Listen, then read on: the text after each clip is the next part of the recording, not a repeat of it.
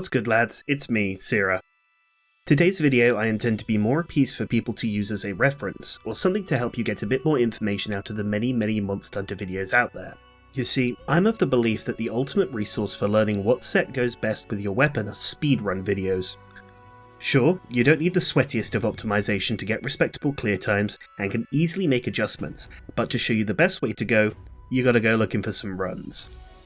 Thing is, as we all know, there's a lot of incredible runners out there from Japan, and thus a whole section of content and sets for you to refer to that you could be missing out on. So let me see what I can do to help.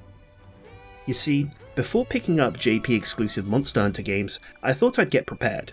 Yes, the menus are fairly similar, and yes, Google Translate and looking up what skills mean can work for you, but to be honest, I ain't got time for that.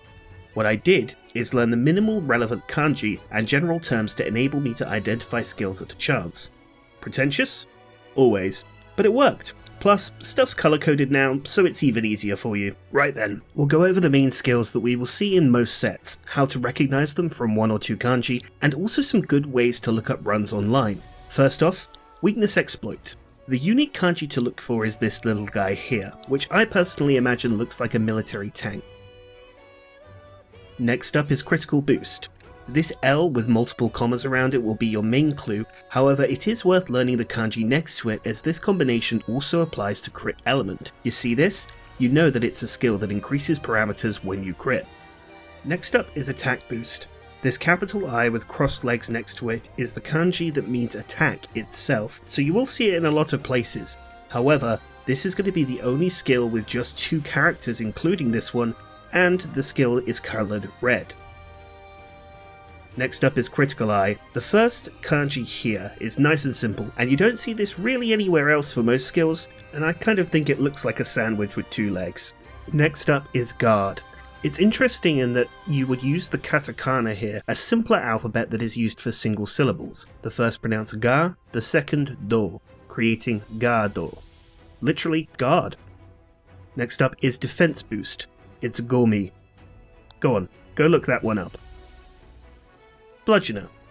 Kanji number 2 in the skill is the easiest one to recognize for me. You look at it as 4 squares around a 5-pointed star. You'd think that this would mean blunt, but funnily enough, it's part of the phrase meaning instrument. Think of the word blunt instrument, or the phrase blunt instrument to get an idea of the context. Moving on to gunner skills. For pierce, rapid, and spread type up, the dot itself, called an interpunct, and the symbol ya, a 6-limbed character with a notch, means projectile or arrow. This is going to be your main skill for seeing what shot type people are using. Up next we have artillery. This little guy here means cannon. You can also use this to identify the skill load shells, as it'll appear there also. All you have to do is see if it has 2 or 3 levels, and that can allow you to discern between the two. I imagine it looks like a snake with one of those TNT dynamite plungers you see in the Looney Tunes cartoons.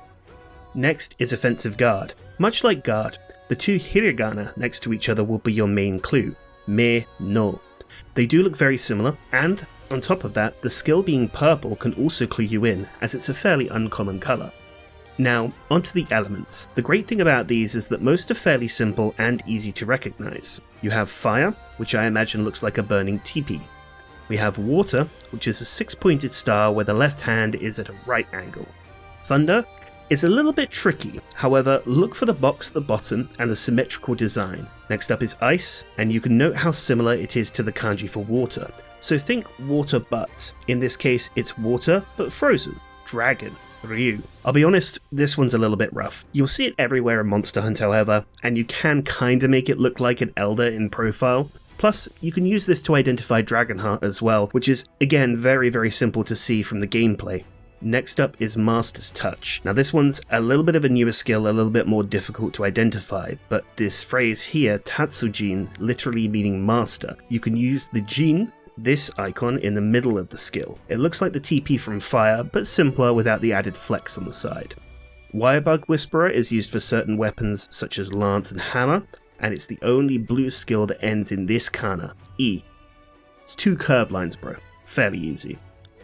Finally, Rapid Morph. I'm going to come up with one here because Rapid Morph is brand new. Now, you mostly are going to use this skill with Switch Axe, so I imagine the last kanji kind of like Mizutsune's Switch Axe, with the action lines on the side as you can see here.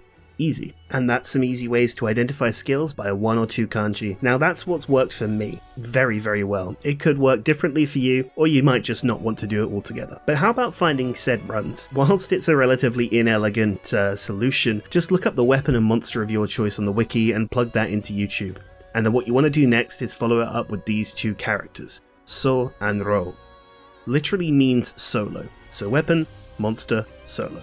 And that's it. Not sure how relevant this will be for a lot of people, but if you do feel like checking out some of the Japanese players, I know for one that there's some amazing Gunlance players in that community, I'd wholeheartedly recommend it. And hey, if you want to be a little bit more independent in finding out what skills are where, hopefully this can help you out. Or I mean, you could just ask Build in English, of course that's never annoying, right? Until next time.